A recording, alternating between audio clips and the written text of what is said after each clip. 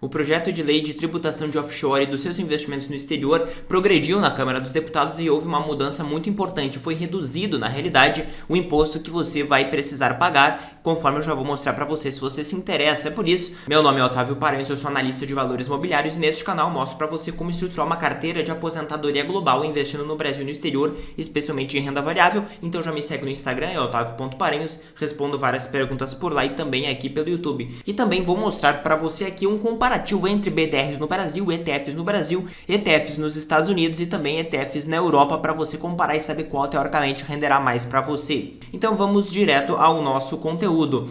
Neste ano, ainda existe a tributação de 15% de imposto sobre ganho de capital, ou seja, sobre lucros que você tenha se você vender algum ativo no exterior, mas você tem uma isenção de até R$35 mil por mês. Houve uma proposta inicialmente de medida provisória, depois agora de projeto de lei, que buscava afastar essa isenção e aplicar uma tabela progressiva de 0 a 22,5% de imposto, conforme eu já mostrei num vídeo anterior, mas agora, quando este projeto de lei passou pelo Congresso Nacional, na realidade pela Câmara dos Deputados, agora vai ao Senado, houve uma modificação dessa tabela que é muito importante. Aqui você observa exatamente os dois textos, né? Primeiramente, aqui à direita você observa o projeto de lei que foi enviado pelo Executivo para o Congresso para ser votado e aqui aparecia claramente a tabela progressiva, né? Se você é uma pessoa física e você investe diretamente lá no exterior, através de ETFs ou de stocks ou REITs ou enfim qualquer investimento, você iria pagar uma tabela que teria uma alíquota de 0% até R$6 mil de rendimentos, e dentro desse conceito de rendimento, o que a gente tem? A gente tem tudo que é de fato dividendos, juros, ganhos de capital, ou seja, venda com lucro, tudo isso entra dentro do conceito de rendimento e havia esta tabela progressiva aqui de 0% até R$6 mil no ano, certo? No ano, depois de 6 mil a 50 mil no ano você pagaria 15% e acima de 50 mil você pagaria 22,5%. Agora, com o projeto que avançou dentro da Câmara dos Deputados, eles aprovaram a subemenda substitutiva, que na realidade, você observa que eliminou essa tabela progressiva e coloca simplesmente uma alíquota de 15%. Então agora eu vou comparar para você os vários veículos de investimento para você saber aquele que teoricamente renderá mais no longo prazo. Indo diretamente para uma tabela comparativa aqui, em que aqui eu peguei, por exemplo, uma projeção de investimentos no VT, que ele é um ETF americano que vai distribuir, né, os seus dividendos, aqui com aplicação de R$5 mil por mês, pode ser qualquer valor, não vai alterar o percentual de ganho. Aí eu comparei este aqui com o VWRA. O VWRA ele é um fundo que investe praticamente na mesma coisa lá na Irlanda, ele tem uma taxa levemente maior, mas ele reduz o imposto sobre dividendos nos Estados Unidos. Você tem o WRLD11, que equivale ao VT lá nos Estados Unidos, mas ele é um fundo brasileiro, que tem uma taxa de administração adicional e que ele vai acumular os dividendos que recebe. E por fim eu coloquei aqui os BDRs, né, que eu peguei o exemplo do BITO 39, que é um fundo americano, mas eu vou supor que você vai compor uma carteira global e terá a mesma rentabilidade. Se eu considerar aqui que nós teremos zero de inflação, eu já vou simular com outras situações, com uma rentabilidade, portanto, real acima da inflação de 6%, dividendos médios para todas as ações de 3% ao ano, o fundo VT, que é um ETF americano, ao longo de 25 anos, ele teria, portanto, aqui um valor de 100% e dentro dele você teria 26,62% de todo o valor que você tem, que foi o ganho de capital, que foi de fato o lucro que você teve, a valorização das cotas, certo? Se a gente considerar o VWRA, que ele é um ETF irlandês, pelo fato dele acumular os dividendos, dentro dele você terá um percentual maior, que é de fato o ganho, porque você não teve o recebimento daquele dividendo novamente aportando, você simplesmente aportou uma vez com o dinheiro novo, entre aspas, e portanto dentro dele ele se valorizou mais porque ele reinvestiu os dividendos. Então 51% de tudo que você tem é o ganho. E veja que a tributação, sempre que agora vão ser os 15% fixos,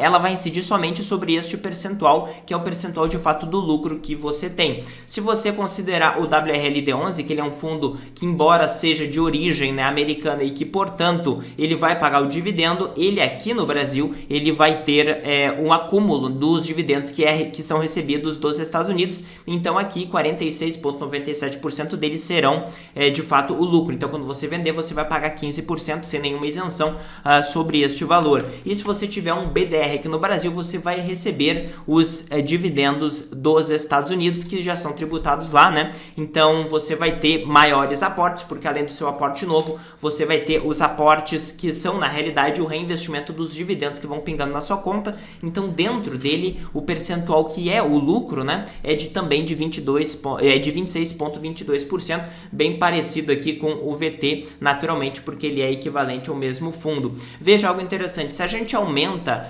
por exemplo, os dividendos médios, se ao invés de você receber 3% ao ano, se você receber 4% ao ano, o que acontece? Aumenta a diferença e a vantagem do VWRA, porque todos os fundos que decorrem dos Estados Unidos, como o VT, o WRLD e o BDR, você vai ter uma maior tributação, porque se você aumenta o dividendo, você aumenta a tributação americana, então aumenta aqui o espaço do WRLD para baixo, né? Ou seja, a diferença do VWRA com o WRLD, que é um ETF brasileiro, e também o BDR brasileiro passa a não ter tanto mais vantagem assim. Lembrando que eu sempre trabalhei com custos de remessa e de repatriação de 1%, tanto para mandar como para trazer dinheiro do exterior, 1% já embutindo aqui o IOF de 0,38. Dentro do meu curso de Investimentos Globais, por exemplo, você tem vários assistentes que vão oferecer para você taxas de 0,3%, então na realidade ficaria inclusive abaixo de 1% no total. 0,38 mais 0,3 ficaria 0,68,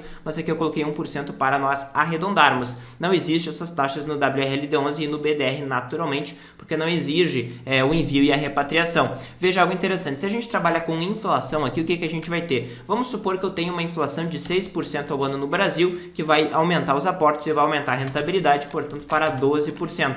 Quando a gente aumenta os valores nominais de resultado em reais, você naturalmente vai aumentar a diferença aqui do VWRA, que ele é o fundo irlandês de acumulação. Por quê? Porque na prática você irá aumentar o resultado nominal e, portanto, você aumenta o percentual de lucro, por exemplo, aqui do VWRA, mas você também aumenta o percentual de lucro do VT, que embora ele receba dividendos, ele irá também se valorizar em reais, porque o real, teoricamente, ou está se depreciando ou teve, de fato, uma inflação. Então, os ativos irão se valorizar mais e, portanto, dentro do VT, dentro do WRLD e dentro das BDRs brasileiras, você terá também apreciação de capital, certo? Você também terá apreciação de capital, então a vantagem do VWRA aqui aumenta, tá? Se a gente trabalhar em uma situação contrária, por exemplo, eu vou trabalhar, por exemplo, com dividendos de 6%, uma rentabilidade de também 6% e inflação de 0, ou seja, todo o meu retorno vem através dos dividendos. Nesse caso aqui no VT, por exemplo, você teria uma depreciação, porque como todo o resultado vem do dividendo, a cota iria se desvalorizar pela taxa de administração, assim como o BDR também. O ETF o WRLD11, naturalmente, ele teria uma apreciação porque ele é de acumulação, então aqui dentro dessa apreciação aparece o dividendo, que não aparece aqui no VT, então você aumentaria a diferença. Mas apenas para mostrar para você o quê? Que se nós tivermos aqui, na prática, tá, de maneira bem direta, um dividendo médio esperado de 2%, uma inflação brasileira de 5% e uma rentabilidade nominal aqui de 11%, tá, para deixar de uma maneira mais próxima à realidade, a gente teria praticamente uma equivalência entre o ETF americano e o ETF irlandês e, de fato, sempre a gente observa um descasamento aqui, né, uma perda um pouco maior dos ETFs brasileiros, porque você vai ser na prática bitributado, né, você vai receber o dividendo e você vai ser tributado novamente aqui em 15%, além da taxa de administração levemente maior, e o BDR brasileiro em grande medida se equivale aqui ao VT e ao VWRA, que são os fundos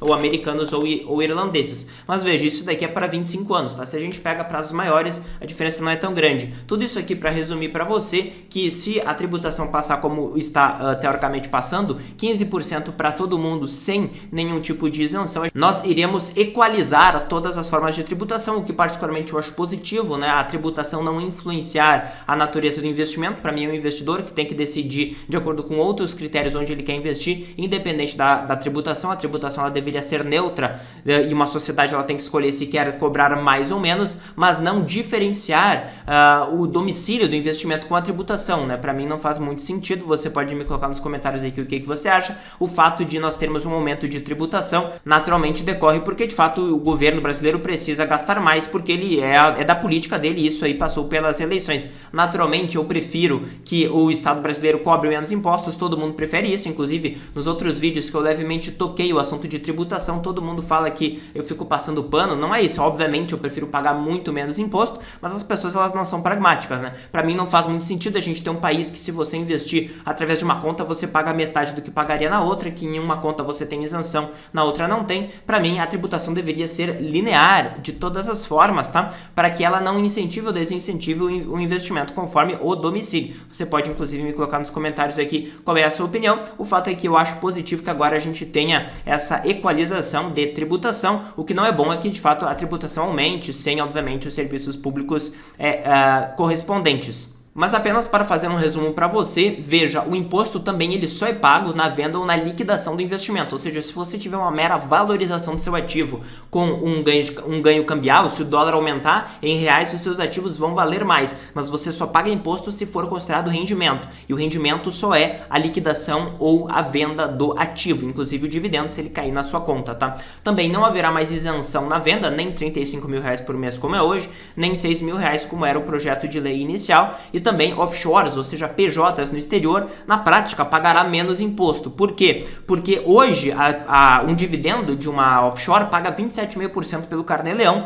e, conforme a gente vai ver, vai pagar apenas os 15% de maneira linear para dividendo ou ganho de capital ou qualquer outra forma de rendimento que aquela offshore tenha. Então, na prática, vai ter uma redução da tributação dos dividendos das offshores, tá? Para deixar bem claro. Naturalmente, os fundos exclusivos, eles passarão a ser tributados, mas essa é uma outra questão para outro vídeo. Aqui eu tô falando mais da pessoa física e mais da offshore, que é algo mais palpável, tá? E também as offshores poderão compensar lucros e prejuízos. Isso na prática é meio irrelevante quando a gente investe de maneira passiva, porque o investimento passivo, ele vai ser segurado para longo prazo. Não tem aquela questão de você vender, comprar, vender alguma coisa com prejuízo, comprar outra para obter mais lucro, porque como os próprios ETFs, eles vão girar a carteira dentro deles é que haverá o lucro ou o prejuízo, e naturalmente segurando por décadas, todos os seus ETFs tenderão a se valorizar pelo menos nominalmente em reais, então você muito provavelmente não terá prejuízo em nenhum deles, tá? Então só para deixar bem claro este ponto aqui. Então este vídeo aqui, se você gostou, pega o link, manda lá no grupo da família, no grupo dos amigos, no grupo do pessoal que investe,